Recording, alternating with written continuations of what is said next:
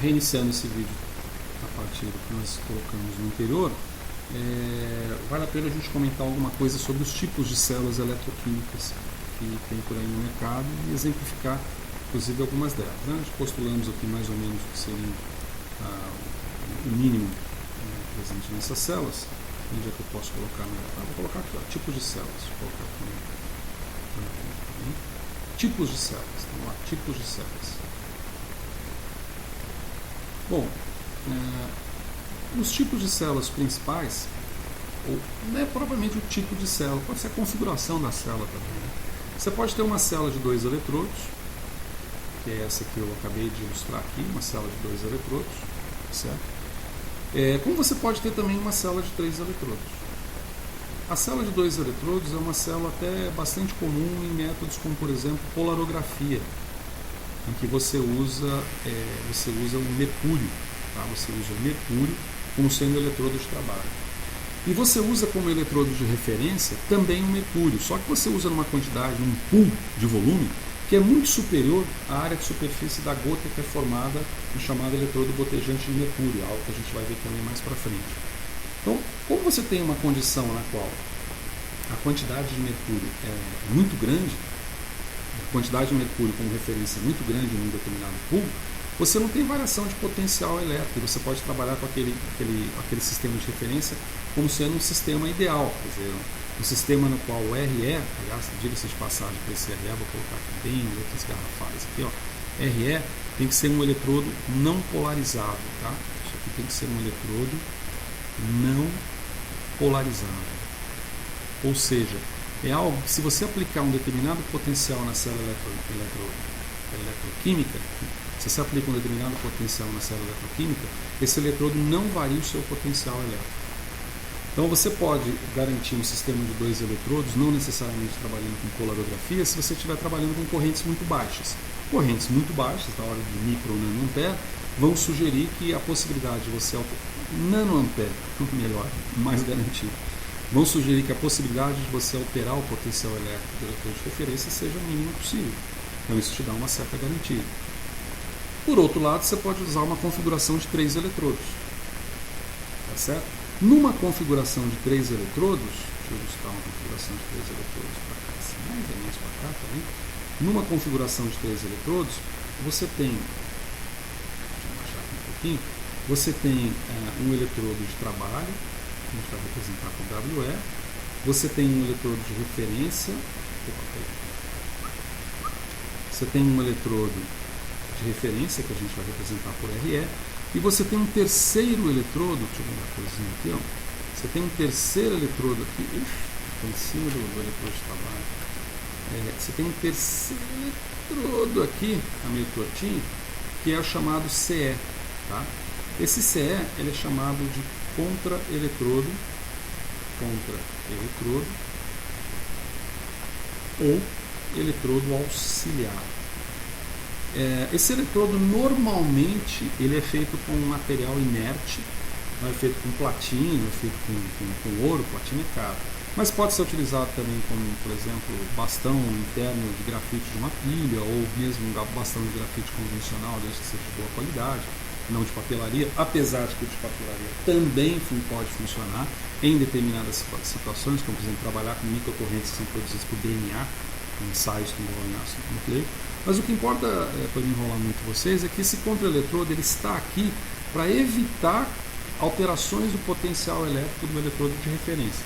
É por isso que você define uma configuração de 3 eletrodos. Tá certo? Então essa é uma maneira de você garantir que haja uma não polarizabilidade do eletrodo de referência. E pode ser, por vezes, um eletrodo de grande área de superfície de contato com a solução eletrolítica, mas pode ser um eletrodo muito pequenininho também. Tá certo? Quanto menor for a área de superfície do eletrodo de trabalho, tanto melhor ou tão menor serão as interferências causadas como, por exemplo, correntes que não são devidas às correntes produzidas pelo sistema, ou seja, que são chamadas de correntes faradaicas. Então pode ser correntes de outras naturezas como correntes quânticas. Vamos explicar já o que é isso. Tá? Então o papel do contra-eletrodo é esse. Normalmente ele fica bem próximo do eletrodo de trabalho e ele filtra, vamos dizer assim, entre aspas, né, a carga que poderia alterar o potencial elétrico do eletrodo de referência. A configuração de 3 eletrodos. Por outro lado, você pode ter também uma célula de fluxo. Célula de fluxo é uma célula na qual você tem uma entrada de um determinado material, o seu analito, uma solução, e uma saída, é um inlet e um outlet. Né? E uma saída desse material, como por exemplo um sistema do tipo FIA. Você tem um outro tipo de célula eletroquímica chamada de TLC. TLC é a abreviação de Thin Layer. Thin Layer, você vê Thin Layer, quer dizer camada fina. Essas são células eletroquímicas que podem trabalhar com menos de 100 microlitros, por exemplo, de volume. Né? Então é um volume muito pequeno, enquanto, por exemplo, células convencionais que usam 3 eletrodos, isso aqui, pode trabalhar normalmente de 5 a 50 ml. Você tem configurações menores, até maiores. Mas uma célula do tipo Thin Layer, que você tem uma fina camada de solução eletrolítica justaposta entre as superfícies dos eletrodos auxiliares de referência, você pode trabalhar com volumes ínfimos. Uma célula de fluxo você já trabalha com, como disse, né, como fluxo, um fluxo contínuo de solução. Tá certo? Pois bem, você tem também células do tipo assim, assim o assado. Células de espectroeletroquímica. Células de espectroeletroquímica, tá? Que são células para serem utilizadas como se fosse o que faz um espectrofotônico. Espectrofotônico você varre ou explora os comprimentos de onda e observa a absortividade de um lado que é gerado. Numa célula espectroeletroquímica, você vai explora o potencial elétrico do sistema, portanto, é uma célula eletrolítica, né? Você está induzindo energia no sistema, você varre aquele sistema com potencial elétrico e verifica a absortividade também que é gerada. Essas células espectroeletroquímicas são caríssimas porque o material, fundamentalmente porque o eletrodo de trabalho tem que ser transparente e tem que ter propriedade de oxirredução. Então elas usam muito o chamado ITO, que é o óxido de índio dopado com estanho, tá? Índio estanho. Esse índio é sem acento, né? Senão fica índio de floresta. Índio estanho, tá? Que é um eletrodo de trabalho transparente.